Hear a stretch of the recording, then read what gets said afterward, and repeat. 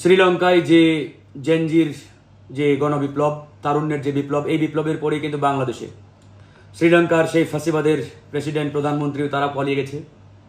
তারপরে কিন্তু শুরু হলো বাংলাদেশেও দীর্ঘ একটি 36 দিনের লড়াইয়ের মাধ্যমে বাংলাদেশ থেকে আমরা ফাঁসিবাদকে উৎখাত করেছি।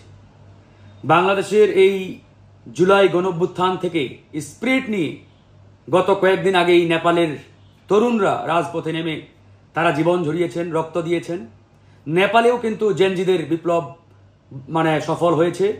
তারা সেখানে সফলতার মাধ্যমে নেপালের যে ফ্যাসিবাদের প্রধানমন্ত্রী সে কিন্তু পালিয়ে গেছে।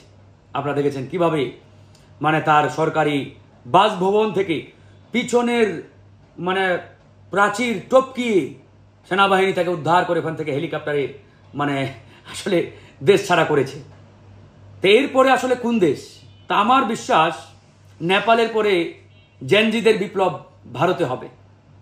নানান কারণে, নানান সমীকরণ, নানান ইকুয়েশন বলছে, এবং খুব অল্প সময়ের মধ্যেই এই বিপ্লব ভারতে এমনভাবে ছড়িয়ে পড়বে যেটা বর্তমান এই উগ্র ফ্যাসিবাদী প্রধানমন্ত্রী নরেন্দ্র মোদী এবং তার সরকার কোনোভাবে আটকাতে পারবে না।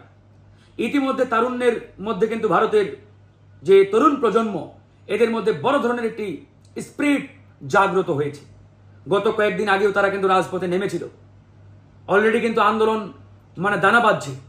তো সুতরাং অতি অল্প সময়ে এই আন্দোলন দেখবেন আপনি ভারতের 29টি অঙ্গরাজ্যে ছড়িয়ে পড়বে, এবং এই আন্দোলনের যে দাবানল, যে স্পিরিট, এটা একবারে অগ্নিস্ফুলিঙ্গের মতো, আগ্নেয়গিরির মতো পুরো ভারতবর্ষে ছড়িয়ে পড়বে, এবং ভারতের নরেন্দ্র মোদী উগ্রবাদী প্রধানমন্ত্রী এবং তার সরকারের পতন ঘটাবে ভারতের তরুণ জেনজিরা। এখন আমি আসলে চিন্তায় আছি যে বাংলাদেশের ফ্যাসিবাদের প্রধানমন্ত্রী হাসিনা পালিয়ে ভারতে গেছেন, নেপালেরটাও বোধহয় পালিয়ে ভারতে আসছেন। এখন ভারতে যদি এরকম একটি গণবিপ্লব সংগঠিত হয়, এই ভারতের নরেন্দ্র মোদী পালাবে কোথায়?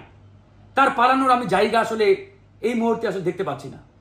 না বাংলাদেশে আসতে পারবে, না নেপালে যেতে পারবে, না শ্রীলঙ্কায়, না মালদ্বীপে। কারণ ভারতের চতুর্দিকে যে রাষ্ট্রগুলো আছে, আপনারা জানেন কোন দেশের সাথে ইন্ডিয়ার কিন্তু ভালো সম্পর্ক নাই। প্রত্যেকটা দেশের সাথেই ইন্ডিয়ার প্রতিবেশী যে দেশগুলো, সবার সাথেই তাদের খারাপ সম্পর্ক। এই যে মালদ্বীপ বলেন, শ্রীলঙ্কা বলেন, নেপাল বলেন, ভুটান বলেন, বাংলাদেশ বলেন, কারো সাথেই। এখন রাস্তা আর একটা আছে, হয়তো চাইনা যদি অ্যাকসেপ্ট করে তাহলে চীনে যেতে পারেন, না হলে ওই আমেরিকা ওদিকে ইসরায়েল। তার জন্য সবচাইতে নিরাপদ আশ্রয়স্থল হচ্ছে ইসরায়েল।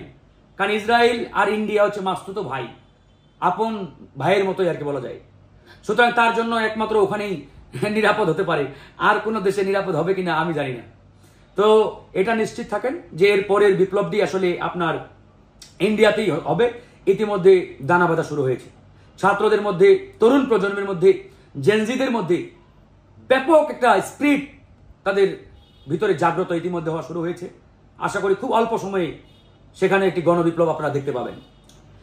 বাংলাদেশের বিষয়ে যে প্রশ্নটি আপনি করলেন, যে আওয়ামী লীগ এই ঝটিকা মিছিল করছে বিভিন্ন জায়গায়, এটা কি আসলে এখন ঝটিকা মিছিল বলা ঠিক হবে না। তারা খুব বড় পরিসরেই বেশ কয়েকদিন ধরে কিন্তু বিভিন্ন জায়গায় তারা মিছিল বের করছে।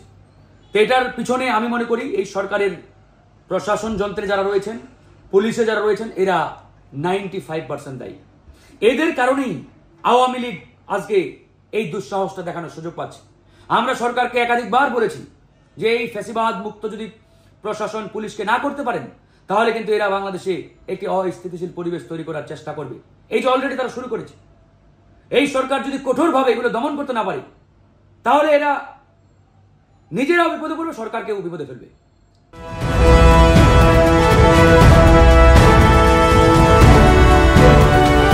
জনতা টিভি, জনগণের আয়না।